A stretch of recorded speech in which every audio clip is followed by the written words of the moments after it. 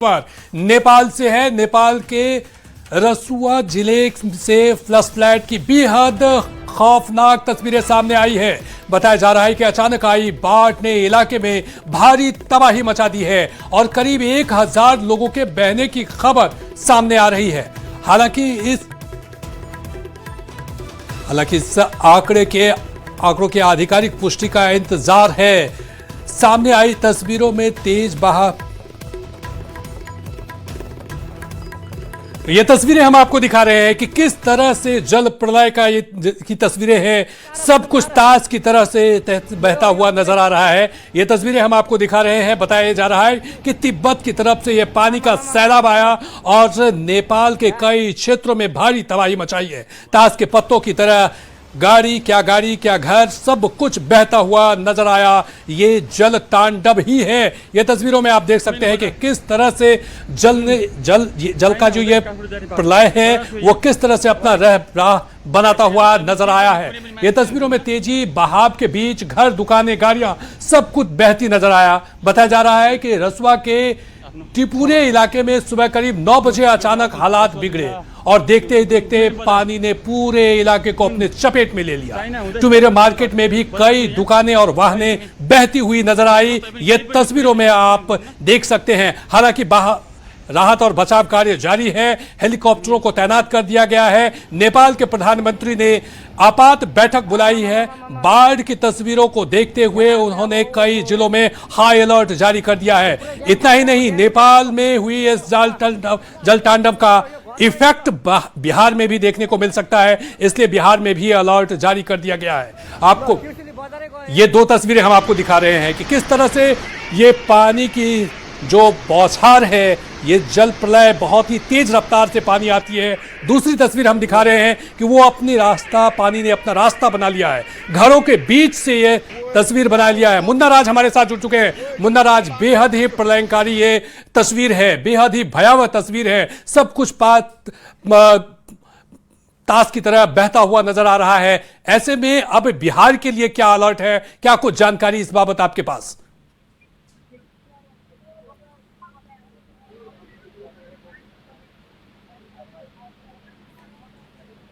मुन्ना, आप हमारी आवाज सुन रहे हैं तो मुन्ना से जुड़ने की कोशिश करें, लेकिन ये बेहद ही और बिहार में हाई अलर्ट घोषित किया गया है। जिस तरह से नेपाल के त्रिशूली नदी में उफान के बाद जो अलर्ट आया है, तो नेपाल में जिस तरह से तबाही का तांडव है, तो निश्चित तौर पर यह धीरे धीरे बिहार के तमाम इलाकों तक पहुंचेगा। और सीधे तौर पर हम आपको वाल्मीकि नगर गंडक बराज की तस्वीरें दिखाने की कोशिश कर रहे हैं। देखिए, वाल्मीकि नगर गंडक बराज पर हाई अलर्ट है और जिस तरह से वाल्मीकि नगर गंडक बराज के सभी फाटकों की सुरक्षा बढ़ाई गई है, तो निश्चित तौर पर जो नेपाल के त्रिशूली नदी में तबाही आई है, तो त्रिशूली नदी का पानी नारायणी नदी पर पहुंचेगा और नारायणी नदी सीधे तौर पर, जिसकी तस्वीरें मैं आपको दिखाने की कोशिश कर रहा हूं, ये नेपाल से आने वाली नारायणी नदी है, तो त्रिशूली नदी के पानी के साथ वाल्मीकि नगर गंडक बराज तक पहुंचेगा। और इसी अलर्ट को देखते हुए वाल्मीकि नगर गंडक बराज की सुरक्षा बढ़ा दी गई है और जिला प्रशासन के साथ ही तमाम टीमों को अलर्ट किया गया है। और बिहार के निचले इलाकों में जो लोग भी रह रहे हैं उनको सुरक्षित स्थानों पर पहुंचाने के लिए निर्देश दिया गया। मुन्ना, हमारे दर्शकों को यह बताइए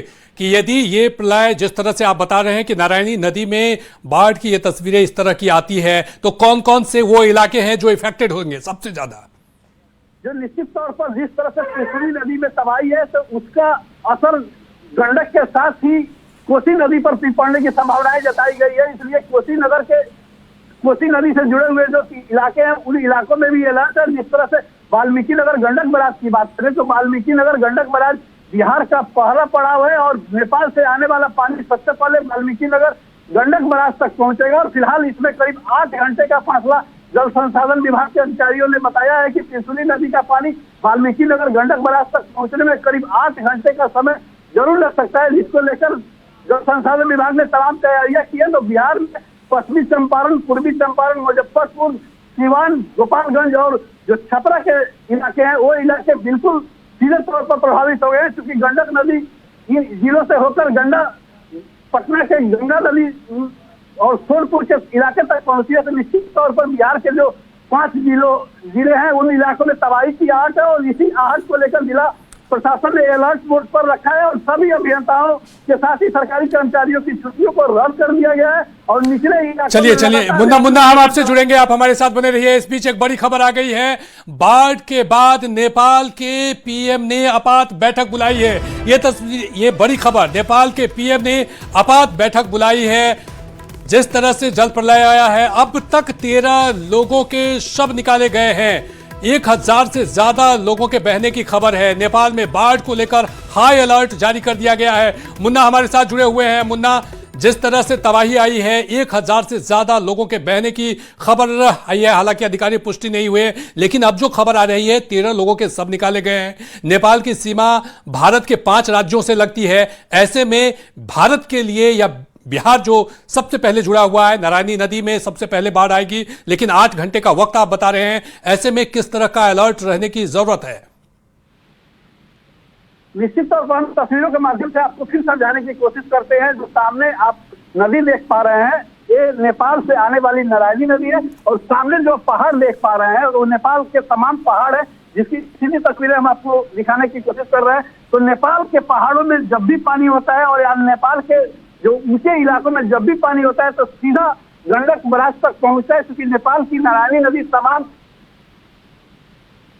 आगे बढ़ तो करीब नेपाल की नारायणी नदी का 110 किलोमीटर का जो फासला है जो सीधे तौर पर गंडक नदी से जुड़ता है। तो नेपाल से आने वाली जो नदियां है सीधे तौर पर वाल्मीकि नगर गंडक बराज तक पहुंचती है और गंडक बराज से गंडक नदी बढ़कर निचले इलाकों तक पहुंचती है। तो निश्चित तौर पर जो नेपाल के नारायणी नदी में जब उफान आएगा और जिस तरह से नेपाल के त्रिशुली नदी में उफान है। चलिए मुन्ना इस बीच एक बड़ी खबर आ गई है, आप हमारे साथ जुड़े रहिए। नेपाल में बाढ़ से बड़ी तबाही आई है और इस बीच बड़ी खबर, बिहार के मुख्य सचिव ने एक बैठक बुलाई है। नेपाल में जिस तरह से जल तांडव आया है उसके बाद कई जिलों के डीएम के साथ ये बैठक की गई है। आपको बता दें कि डीएम को अलर्ट रहने का निर्देश दिया गया है। नेपाल में बाढ़ के बाद ये निर्देश दिया गया है, कई जिलों में हाई अलर्ट जारी कर दिया गया है। तो ये बड़ी खबर आ रही है। आपको बता दें कि नेपाल में कुदरत के कहर और उसके बाद बिहार में अलर्ट।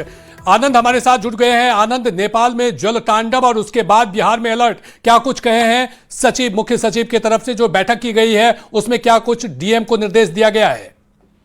देखिए, बिहार के मुख्य सचिव प्रत्यावृत को ये जानकारी लगभग 10 साढ़े 10 बजे के आसपास मिल गई थी और उसके बाद उन्होंने तुरंत आपदा विभाग पहुंचकर एक महत्वपूर्ण बैठक बुलाई और महत्वपूर्ण बैठक में उनके साथ एडीजी कुंदन कृष्ण भी मौजूद थे और कई वरीय अधिकारी भी थे, एसडीआरएफ और एनडीआरएफ के भी अधिकारी मौजूद थे। और इस पूरे बैठक में इस बात की जानकारी ली गई कि जो नेपाल में तबाही आई है उसका बिहार पे क्या असर पड़ सकता है। और मैं आपको सबसे पहले बता दूं कल्याण कि इसका सबसे ज्यादा असर गंडक नदी पे पड़ेगा। इसमें कोसी नदी पे बहुत कम असर पड़ने की संभावना है। गंडक नदी पे सबसे ज्यादा असर पड़ने की संभावना है, क्योंकि चितवन का इलाका है, चितवन के इलाके से वो पानी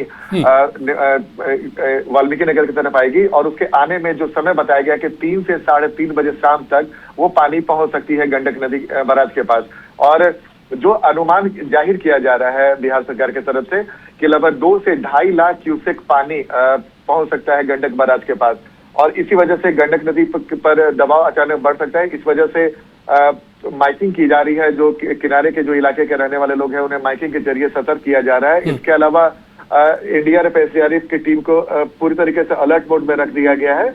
और आनंद आप बहुत बड़ी खबर बता दिए हैं। बड़ी खबर आपको बता दें कि नेपाल से गंडक बराज की तरफ आ रही है पानी और 3 बजे तक, ये बड़ी खबर बता रहे हैं, गंडक बराज की तरफ से आ रहा है पानी। ये बहुत बड़ी खबर, 3 बजे तक बिहार पहुंच सकता है पानी। 3 बजे तक का ये अलर्ट जारी किया गया है कि 3 बजे तक पानी आ सकता है, गंडक बराज की तरफ आ रहा है पानी।